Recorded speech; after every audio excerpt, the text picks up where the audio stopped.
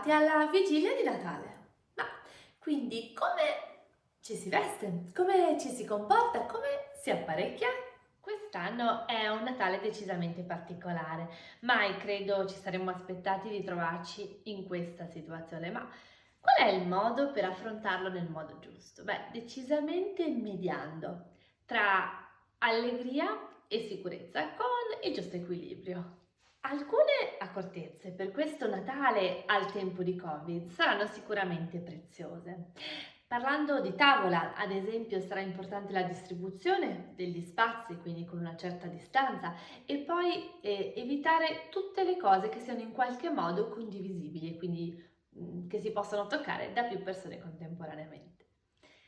Il Galateo poi non vede di buon occhio il fatto di assaggiare il cibo nei piatti delle altre persone. Ecco, quindi a maggior ragione quest'anno è proprio vietato. E poi, per trascorrere un Natale a regola di Galateo, possiamo andare a ripescare qualche pillola che abbiamo già visto. Iniziamo dall'apparecchiare la tavola, quindi anche se solamente siamo in famiglia, prendiamoci il tempo e il gusto di apparecchiare una tavola natalizia, quindi con tutti gli equilibri del caso. Il Galateo dei regali, poi, quale momento migliore se non a Natale per utilizzarlo? Spesso mi piace fare un salto dai reali britannici per capire come ci si comporta da quelle parti. E in tema di regali natalizi la loro usanza è quella di fare dei piccoli gesti che siano soprattutto, oltre a poco costosi, anche spiritosi, come per esempio un regalo che così è rimasto nella storia del fratello Harry a William, che gli regalò una spazzola. E rimanendo collegati, una particolare attenzione al galateo dei biglietti e degli auguri. Quindi mandate tutti i messaggi che volete, però mi raccomando che siano pensati, quindi evitiamo i copia e incolla e cerchiamo che siano dei messaggi effettivamente mirati.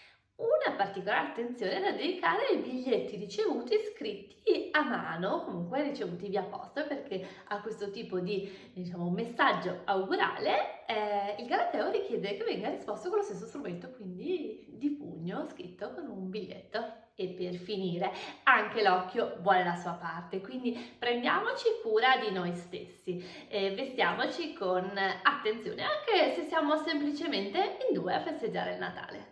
Eccomi giunta al termine anche di questa pillola e non mi resta che augurarvi veramente un buon Natale. Prima di salutarvi, un piccolo regalo che suggerisco di farci proprio a ognuno di noi reciprocamente. Trascorriamo questa giornata senza parlare di questo Covid che tanto ormai ci disturba ogni attimo della nostra vita. Regaliamoci una giornata spensierata e pensiamo solo alle cose belle. Io vi ringrazio e vi auguro anche una buona fine d'anno perché ci rivedremo con la prossima pillola il 1 gennaio. Ciao, auguri e buon Natale di cuore!